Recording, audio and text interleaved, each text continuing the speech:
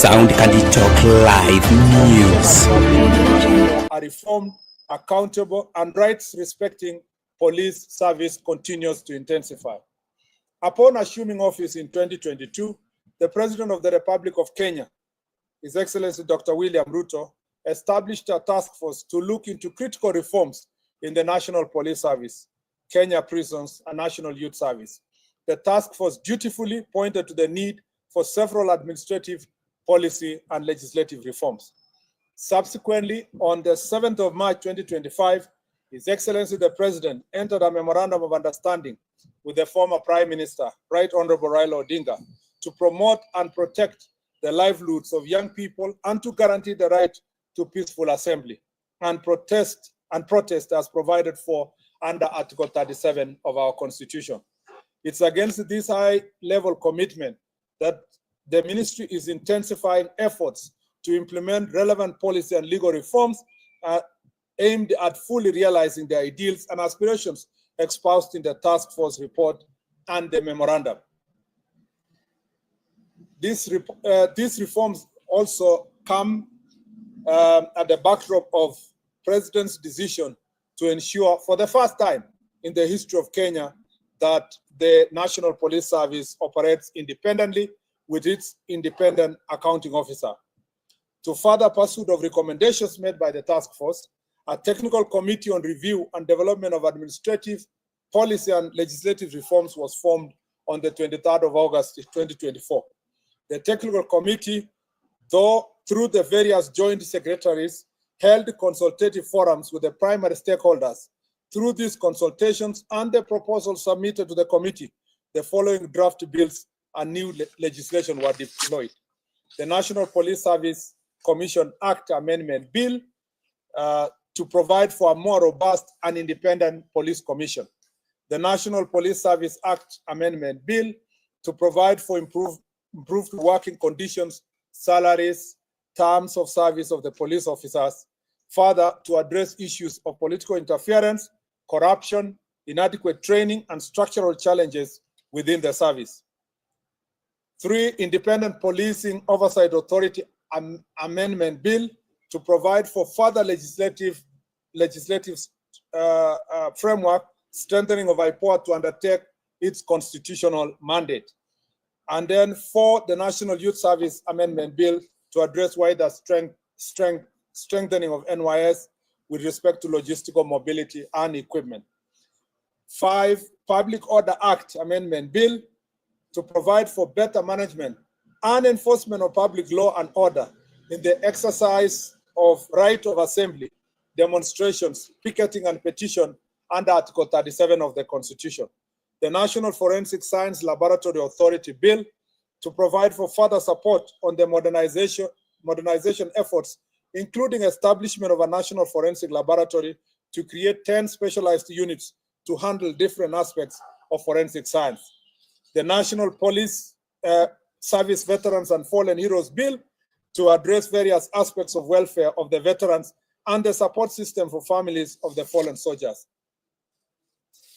All these bills are in the final stage before they can be presented before Cabinet and then tabled in National Assembly and the Senate.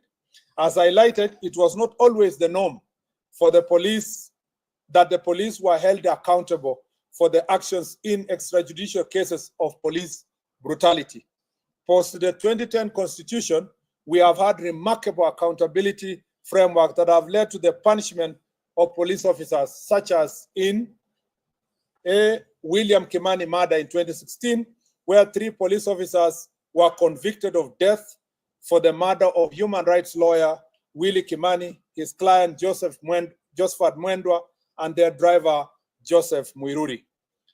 B, Baby Samantha Pendo case of 2017, where 4 police officers were charged with the murder of 6-month-old baby Samantha Pendo, who was killed during post-election protests in Kisumu in 2017.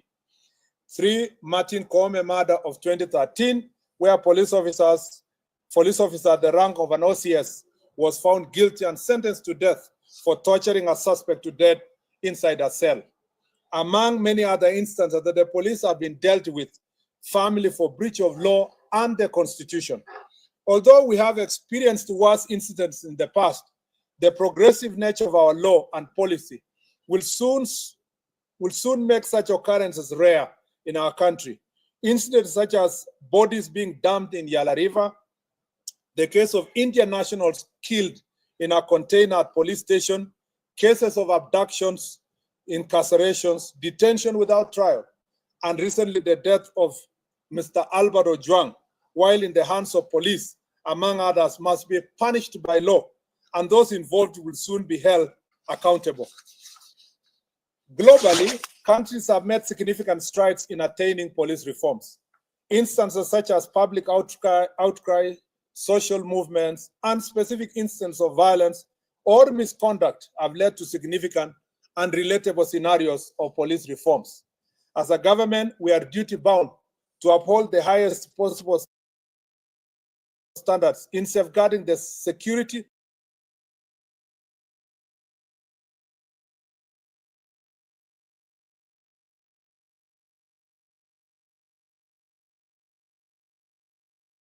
formulating priority areas of reform and enforcement of law.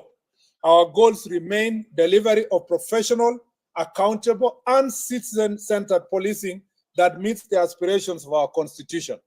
To realize these objectives, the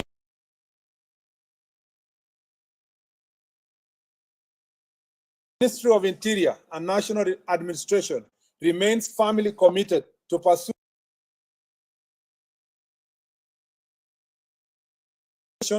policy and administrative reforms and of international best practices. Upon consultation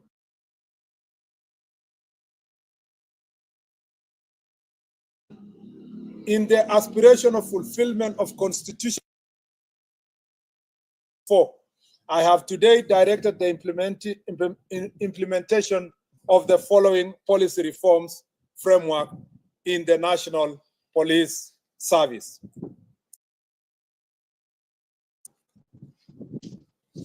On CCTV surveillance, it shall be mandatory to equip police stations with CCTV surveillance to enhance transparency and accountability.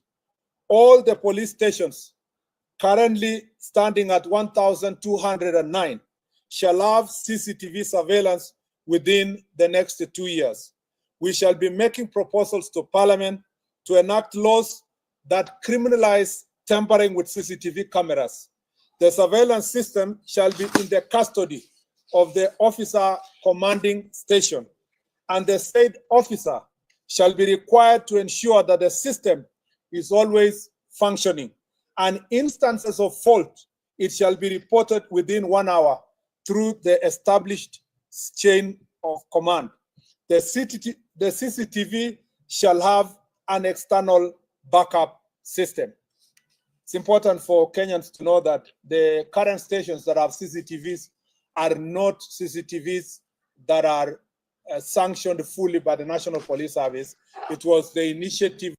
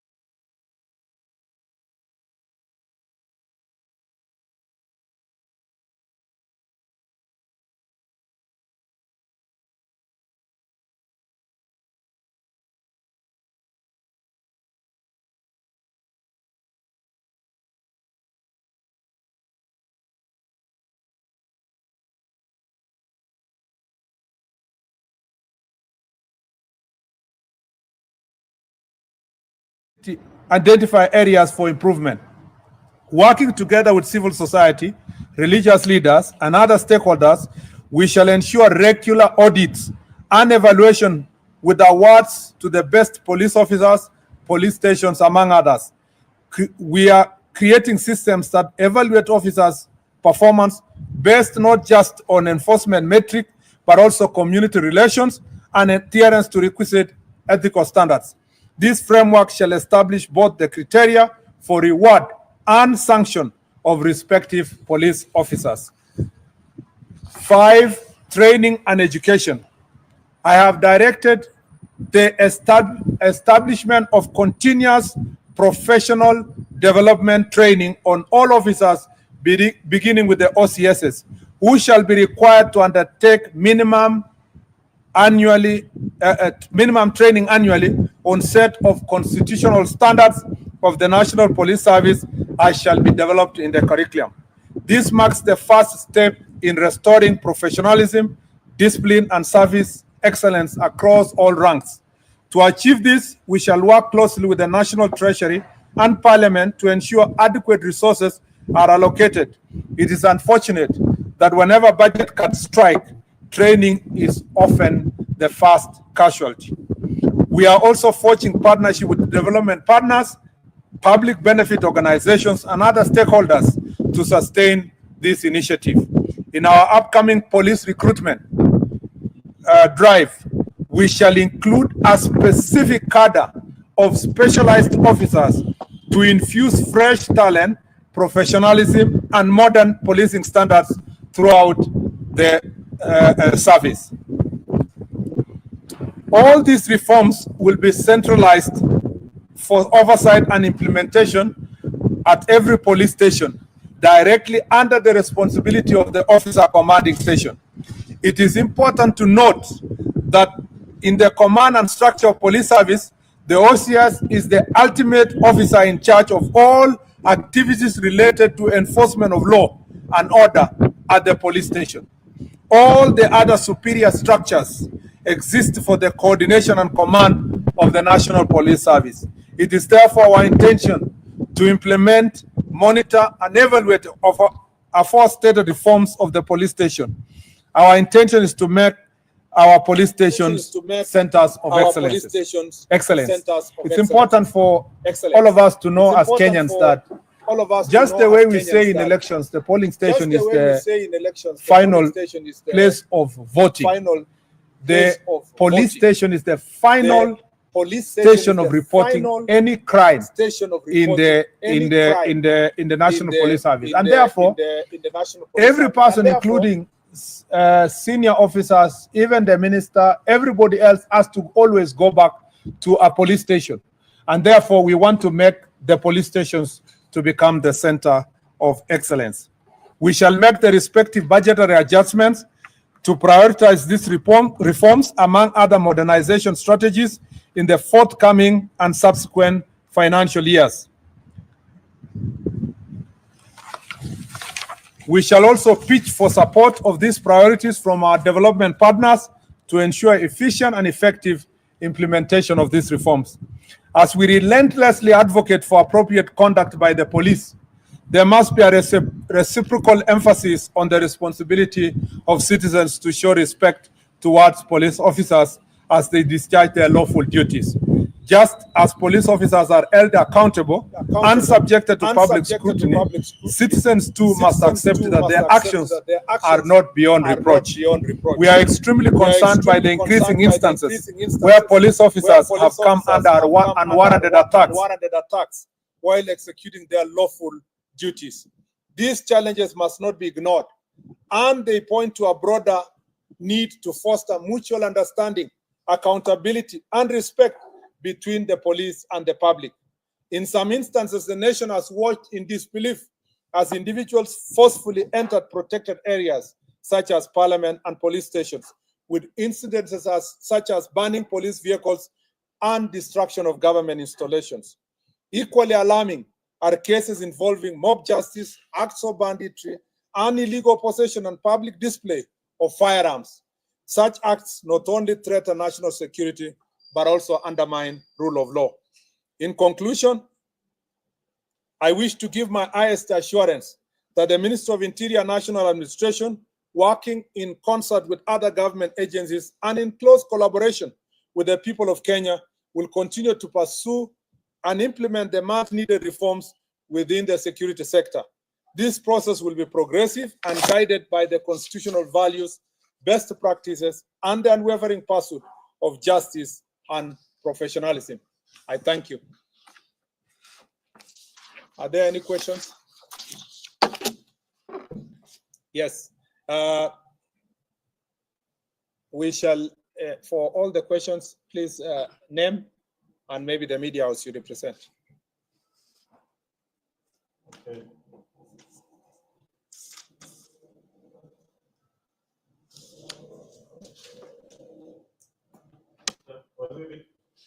My name is Sidney Chazima from TV47. And my question goes to what you just mentioned right now. You say that even the most highest ranking police officer has to report to a police station if there is something, complaint. In the run-up to the death of Albert Ojwang, we heard that the DIG Lagat had a complaint about it. We would like to know which police station you reported to, if there's an OB, and if it is the DCI, was it documented or just a word of mouth? Then, secondly, what was the complaint about? We have not been able to trace the comment or even screenshot of what Albert was being accused of. And finally, I've asked if there's an inventory of how many tenders of weapons that the government has entered into since 2023. Now that there's a complaint that weapons from Kenya have made their way to neighboring countries. Thank you. Just take one question from each so that you allow others to ask questions. Yes, I will take 3 questions at a go. Jina langu ni Laban Shabani kutoka NTV. Bwana Waziri, umetaja kwamba pia maafisa wa polisi wamefariki wakiwa kazini. Lipo suala la wajane wakifuata pensheni. Kwa hivyo yapo malalamishi kuhusu wajane wa maafisa wa polisi ambao wamekwisha fariki ama wamekwisha staafu ambao wanafuata pensheni ila hawapati. Asante. Yes. Good afternoon, Waziri. My name is Stephen Leto from Citizen TV. My question goes to the CCTV installation to over 1,000 police stations across the country. What is the financial implication that you're looking at? And if you're talking of development partners, who are these development partners that you want to, delegate a primary duty of installing CCTVs in the police stations in the country? Thank you.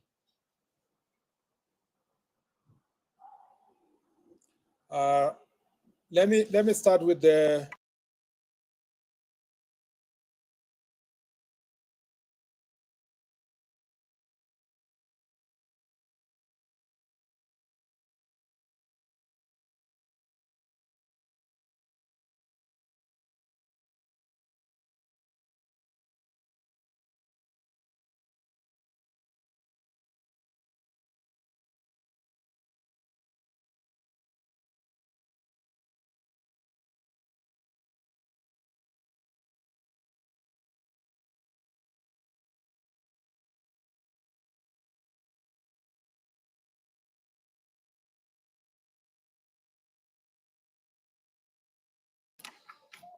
on the issue of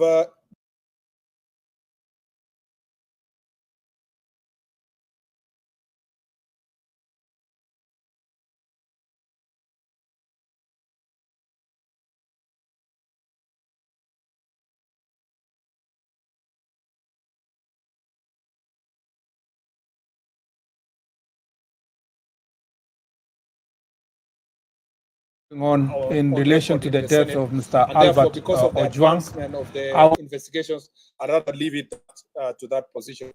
On the issue of, on the question of tender for security, I think to, first of all, as the Republic of Kenya, we cannot stand here or at the ministry or even IG, you will never get that information you are looking for, where you stand and come and say we have this number of ammunitions or we have this number of this. It's not possible for any country in the world to go and announce this publicly to any person because that is a highly classified security issue. However, I know where you are going.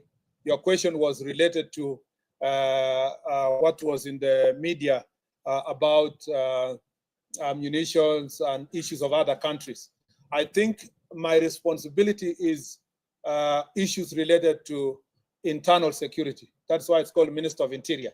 So I have my responsibilities only confined to issues that are related to security in our country. Other issues that are happening between Kenya and neighboring countries or other parts of the country are better addressed through foreign affairs, not internal issues. I'm confined within the boundaries of our country insofar as issues of security is concerned. On the issue of swali nzuri limeulizwa na Laban kuhusiana na pensheni ya maaskari wetu.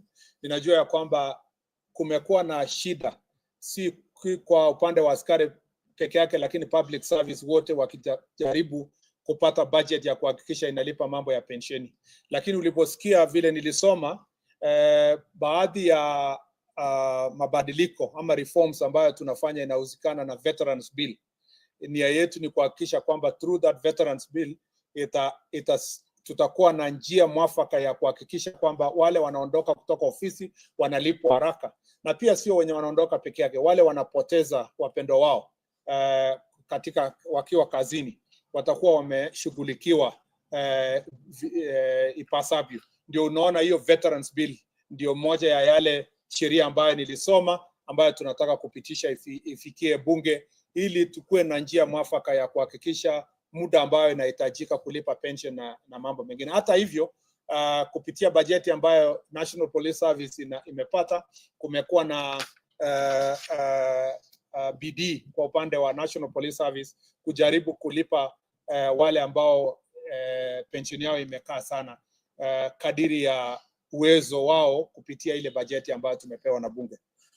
Kwa mambo ya financial implication, I want to say that we will leverage on the working relationship we have with the Ministry of ICT and with the support of also CAK, Communication Authority of Kenya. We are going to forge this partnership, which has been ongoing between us and these institutions to see how we can install these CCTV cameras within the next 2 years. The ultimate budgetary allocation will be determined by the working partnership we have put in place. I need to say that we are not saying we are abdicating this responsibility to our development partners. And I am very clear in my mind that it is not the responsibility of the development partners to do so. It is us, but we leverage on the working partnership that are already existing. Some of the partnership are between us with the UNDP, which is already ongoing partnerships, between also us and the World Bank, between the government and the government of UK, and between the government and European Union. These are existing partnerships that are cut across ministries, but particularly for this ministry, we want to retrofit the programs that we have been having with them and see if we can urgently put some of the already committed resources towards making the police station a center of excellence and making it mandatory for all these police stations to have the CCTV cameras. I also needed to say that it is not just enough to talk about the CCTV. We are speaking about police stations that have very old infrastructure. Some of the police stations are actually colonial infrastructure. So it requires also building of the infrastructure itself.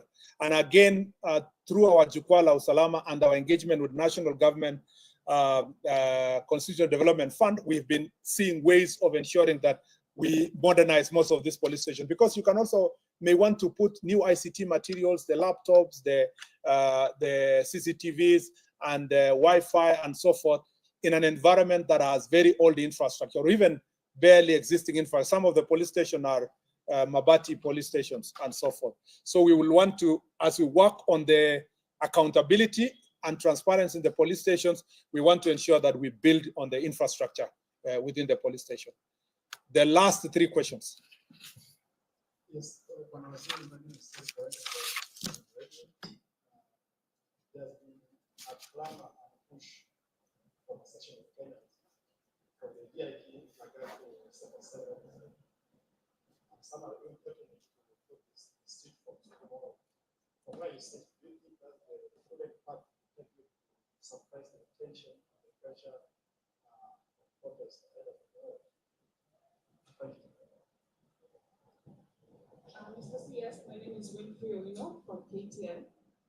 You've mentioned digitization of occurrence books. And this is not something new. We actually had of it faster in the previous regime. So what is the progress with what the previous regime had started? And what really is the update based on what you had told us before of the ministry? Thank you. The last one, if any, and if none, then I appreciate. Good afternoon. I'm Camila Nani from K24. And I was asking, or many Kenyans are asking, when will this end? Like, when will the police brutality end? So that Kenyans can have trust in the police with their lives, with certain issues that they may be going through. Can we believe that the police will take care of us?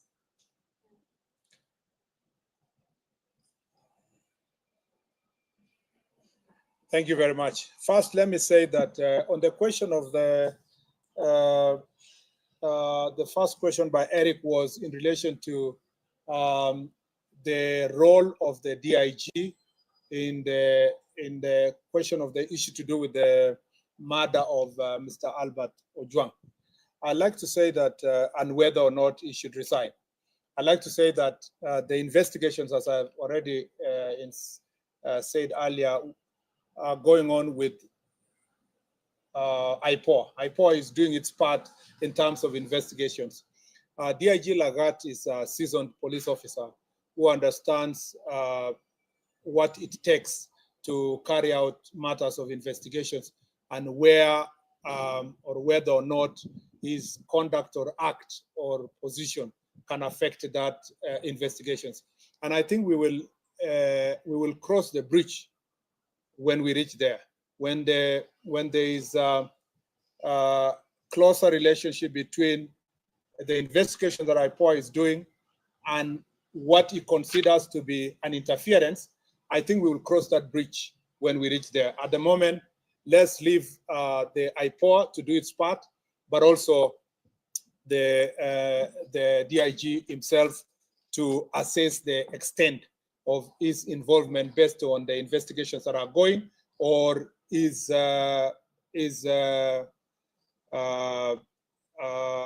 position vis-a-vis the investigations, and then make the decision when we cross there.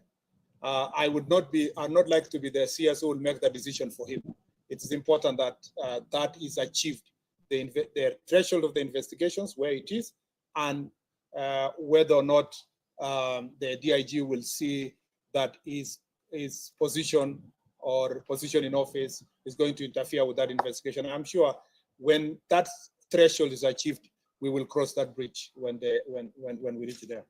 On the question of digitization of OB, this has been a long time promise, and I agree with you that it's been a promise from previous administration to now. We want to move it from promise to reality, and we know the reasons why this is serious is because if we have a digitized OB, it will help us to make sure that any reported incident can be tamper-proof. It can also be tracked to ensure that whether or not someone wanted to interfere or change the position of a particular reporting that was made. So we'll not have a situation where like we saw in the other incidents, that somebody had reported, there is allegations that the report was changed and so forth. So digitized occurrence book really help us a great deal. And I have now given timeline. Maybe in the past there was no promise of timeline. I've given in the next 1 year, we would like to see a digitized occurrence book. And then lastly, Camila has asked a very important question. When will police brutality end? We would like to see that police brutality ends now. It is the duty of any right thinking member of society, including our cabinet secretary and government, to see that police brutality ends immediately, because it is not right that police stations, for example, or police officers who are expected to protect the citizens are brutalizing citizens. But as you know, reality on the ground is that this is an area that governments and countries all over the world have struggled with over time. Even the most advanced democracies, like the case of the US with the George Floyd a few years ago. But very conscious societies will ensure that when an incident happens like the one for Mr. Albert Ojwang, you don't, as unfortunate as it is, you don't allow that incident to be part of the statistics. It's also an opportunity for us to rise up and say, what else can we do? Like in the instance that we have proposed here, what else can we do to make the police station safe in respect and honor of those who have suffered, like the case of Albert Ojwang? That way, we can put meaningful, we can have meaningful results based on the otherwise negative and terrible incident. We can be able to turn around and say, so that doesn't happen to any other citizen, this is an opportunity again to up our game in terms of reform. But if you ask me, this is an area that is long overdue. But as I read in my statement, we've made significant improvement from 2010 when we promulgated our new constitution, and we can do even far much more. But I also need to ask our citizens that we need to support each other. We need to support the police officers. If you are like the case that happened the other day, somebody's outrightly assaulting a police officer, you know, insulting a police officer, provoking. You are holding a machete. You know, you saw the case of Nakuru, someone having a panga and showing directly to the police officer. And we are all as Kenyans not enraged as if a police officer has shown or pointed a gun to a civilian. It should apply both ways. And I request you in the media, please stop profiling criminals and calling them protesters. I saw in one of the media houses the other day, somebody's announcing saying, oh yeah, some of the protesters have burned vehicles, some of the protesters have looted. How do you still give them a constitutional status of Article 37? Protesters are expected to be civilized people who are making a statement, not the ones who are burning vehicles, looting shops, attacking civilians, throwing stones at the police officer, burning police vehicles. We have very few police vehicles, but many of them have been burned in this instance. Burning a police station, invading parliament. I am yet to see a media house that calls out all those who invaded parliament. In any civilized society in the world, anybody who invaded parliament would have been called a terrorist, straight, in many countries. But here in Kenya, we are still saying peaceful protesters invaded parliament. How can invasion and peaceful survive on one sentence? It must prick our conscience that, see, you've seen protests in other parts of the world, people marching peacefully along streets and making their statements. And that's why part of the law that we are proposing is to create an opportunity for public order to give people the space to do protests in an environment that is peaceful and that is respect constitutional responsibility of every one of us. Asanteni sana, and God bless you. Thank you very much. Asante sana. Thank you.